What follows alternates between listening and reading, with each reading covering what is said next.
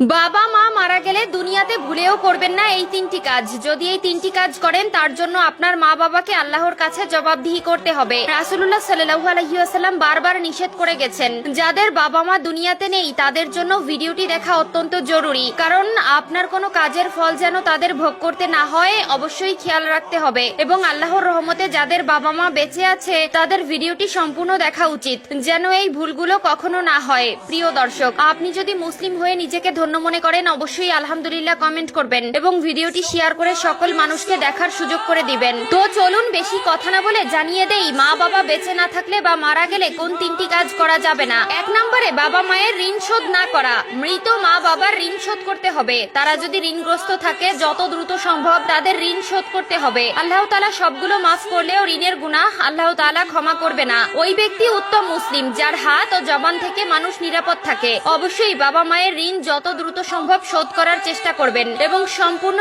ঋণ শোধ করে দিবেন। 2 নম্বরে হাউমাউ করে কান্না করা যাবে না। বুখারী শরীফে এসেছে 1226 নম্বর হাদিসে বলা হয়েছে, তাহলে সে মৃত ব্যক্তির কবরে শাস্তি দেওয়া হবে। যদি আপনি হাউমাউ করে কান্না করেন, চিৎকার করে কান্না করেন, অনেকেই গড়াগড়ি করে কান্না করে, অনেকে নিজেকে নিজে আঘাত করে, পাগলের মতন আচরণ করে। খবরদার, এই ভুলগুলো করা যাবে না। আল্লাহ তাআলা আপনার আপনজন নিয়ে আপনাকে পরীক্ষা করবেন। অবশ্যই কষ্ট লাগে যে বাবা মা এত মায়া মহব্বত করে ভালোবাসা দিয়ে বড় করেছেন, সেই মা বাবাকে হারিয়ে ফেললে কষ্ট লাগারই কথা। তাদের জন্য অবশ্যই দোয়া করবেন, চোখের পানি ফেলবেন, কিন্তু হাউমাউ করে বিলাপ করে গড়াগড়ি করে চিৎকার করে কান্নাকাটি করা যাবে না। পবিত্র কোরআনে এই বিষয়ে সূরা বাকারার 53, 54, 55 নম্বর আয়াতে স্পষ্ট করে বলে দিয়েছেন, না জানার কারণে সংসার জীবনে আমরা এমন কিছু ভুল করি যার জবাবদিহিতা আমাদের বাবা মায়ের করতে হয়। তারা দুনিয়ায় বেঁচে থাকতে যেমন আমাদের তাদের উপর দায়িত্ব রয়েছে, ঠিক তেমনি তারা মারা গেলেও আমাদের দায়িত্ব রয়েছে। অবশ্যই 3টি বিষয় সকলে জেনে নিবেন এবং কোনোদিন এই 3টি ভুল করবেন না। 3 নম্বরে যে কাজটি করা যাবে না সেটি হলো জানাজার জন্য দেরি করা যাবে না।